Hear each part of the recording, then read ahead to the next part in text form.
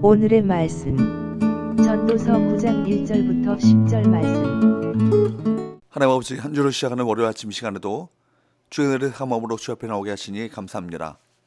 이 시간에도 우리 모두에게 말씀을 통해 하나님의 음성을 들려주옵소서. 예수님의 거룩하신 이름으로 기도합나이다. 아멘. 할렐루야. 성교 성도 여러분, 오늘 하루도 하나님의 은혜와 평강이 여러분의 삶에 넘쳐나게 축복합니다. 오늘 우리에게 주시는 하나님의 말씀은 전도서 9장 1절에서 10절까지의 말씀입니다. 모든 사람은 죽음을 의식하지 않고 살아갑니다. 죽음이 필연적으로 올 것을 알면서도 자신과 상관없는 것처럼 그렇게 무시합니다. 하지만 언젠가 죽음에 직면할 순간은 올 것이고 그제야 비로소 후회하고 참담함을 느끼게 됩니다. 그렇다면 죽음 앞에 서게 될 인생이 품어야 할 지혜는 과연 무엇이겠습니까? 1절, 이 모든 것을 내가 마음에 두고 이 모든 것을 살펴본즉 의인들이나 지혜자들이나 그들의 행위나 모두 다 하나님의 손 안에 있으니 사랑을 받을는지 미움을 받을는지 사람이 알지 못하는 것은 모두 그들의 미래의 일들임이니라. 솔로몬은 의인들이나 지혜자들이나 그들의 행위나 모두 다 하나님의 손 안에 있다라고 말합니다. 사람에게 일어나는 모든 일들이 하나님의 손 안에 있다는 것입니다. 하나님의 손은 하나님의 섭리 혹은 하나님의 통치를 말하죠. 사람에게 일어나는 모든 일들이 하나님의 계획 안에서 이루어진다는 것을 의미합니다. 우리는 때로 나에게 일어나는 일들의 원인을 알지 못해 답답해하지만 그 시작과 배후에 하나님께서 계심을 기억해야 할 것입니다. 하나님의 손이 나를 잡고 계시다는 확신이 있다면 죽음조차 두렵지 않은 인생을 살 수 있는 것입니다.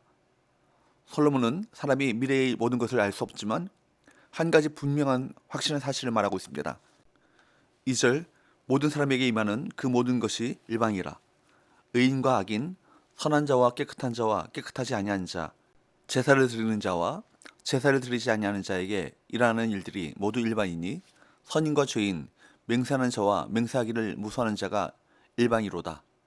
모든 사람에게 임하는 것, 의인이건 악인이건 하나님을 섬기는 자건 섬기지 않는 자건 똑같이 임하는 것입니다. 그것이 무엇일까요? 그것은 죽음입니다. 3절, 모든 사람의 결국은 일방이라.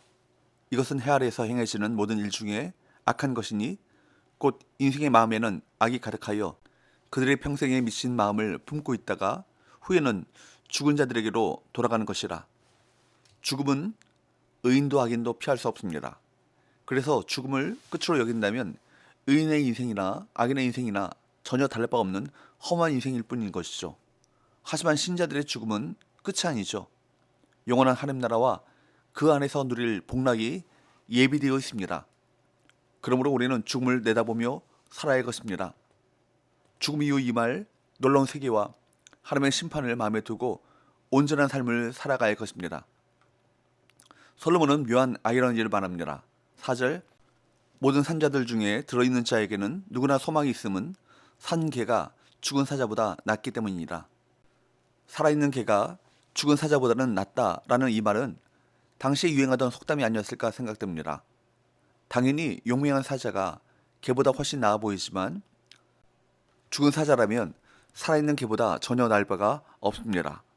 즉 아무리 세상에서 많은 재산과 권세를 가졌더라도 죽고 나면 가난하고 약한 자들보다 못한 존재가 되고 만다는 것입니다. 5절, 산자들은 죽을 줄을 알되 죽은 자들은 아무것도 모르며 그들이 다시는 상을 받지 못하는 것은 그들의 이름이 잊어버린 바 됨이니라. 솔로몬은 살아있으면 자기가 죽을 것을 알지만 죽으면 아무것도 모른다는 말을 통해 죽음으로 인해 모든 것이 사라지고 만다는 것을 강조하고 있습니다. 6절, 그들의 사랑과 미움과 시기도 없어진 지 오래이니 해 아래에서 행하는 모든 일 중에서 그들에게 돌아갈 몫은 영원히 없느니라. 죽은 자에게 돌아갈 상이나 몫이 없다는 이 말은 부자나 가난한 자나 1등이나 꼴찌나 결국 죽음 앞에서는 모두 매한가지라는 의미입니다.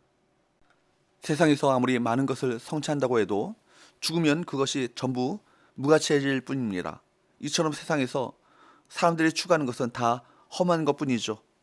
우리는 영원한 것이 무엇인지를 찾고 그것을 추구해야 할 것입니다. 솔로몬은 7절에서 9절 말씀에서 결국 앞에서 여러 번 반복했던 결론, 즉 먹고 마시고 사랑하고 일하는 삶 가운데 기쁨을 누리라, 이 교훈으로 돌아갑니다. 7절부터 9절, 너는 가서 기쁨으로 내 음식물을 먹고 즐거운 마음으로 내 포도주를 마실지어다. 이는 하나님이 내가 하는 일들을 벌써 기쁘게 받으셨음이니라. 내 의복을 항상 희게 하며 내 머리에 향기름을 그치지 아니하도록 할지니라. 내 헛된 평생의 모든 날, 곧 하나님이 해 아래서 내게 주신 모든 헛된 날에 내가 사랑하는 아내와 함께 즐겁게 살지어다. 그것이 내가 평생에 해 아래서 수고하고 얻은 내 몫이니라. 솔로몬은 사는 날 동안 누릴 수 있는 것에 만족하며 즐거워할 것을 고민합니다. 즐거운 마음으로 먹고 마시고 잔치에 초대받은 사람처럼 의복을 단장하고 가족과 행복하게 살라고 조언합니다. 이는 육신적 만족을 위해 살라는 것이 아닙니다. 생명을 허락하신 하나님께 감사하며 하나님의 은혜로 주어진 일상을 기쁘게 누리라는 것입니다. 소유의 많고 적음에 따른 만족이 아니라 오늘 내가 누려야 할 복을 놓치지 않는 지혜로운 삶을 사시길 주님으로 축복합니다. 솔로몬은 10절에서 무엇을 당부합니까? 10절, 내 손이 이를 얻는 대로 힘을 다하여 할지어다.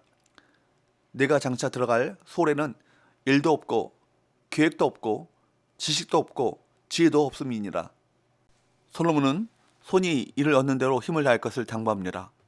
맡겨진 일에 성실하게 임하는 것이 인생을 기쁨으로 사는 최선책이기 때문입니다.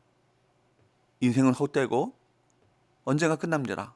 만약 나에게 주어진 일, 곧 일상의 일들에 최선을 다하지 않는다면 그로 인한 불만족, 무력함으로 슬픔의 날들을 보내게 될 것이 분명합니다. 그러니 우리는 오늘 나에게 맡긴 일들에 감사하며 최선을 다해 성취하며 살아가야 할 것입니다.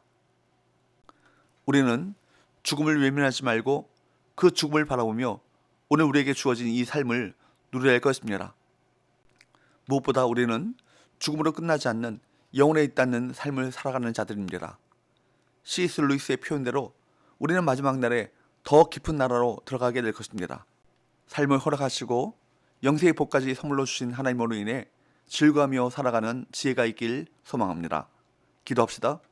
하나님 아버지, 앞일을 전혀 모르는 우리 인생임을 깨닫고 헛된 것을 잡느라 인생을 허비하지 말게 하시고 하나님이 주신 인생을 최선을 다해 살아가며 하나님의 뜻을 이루게 하여 주옵소서.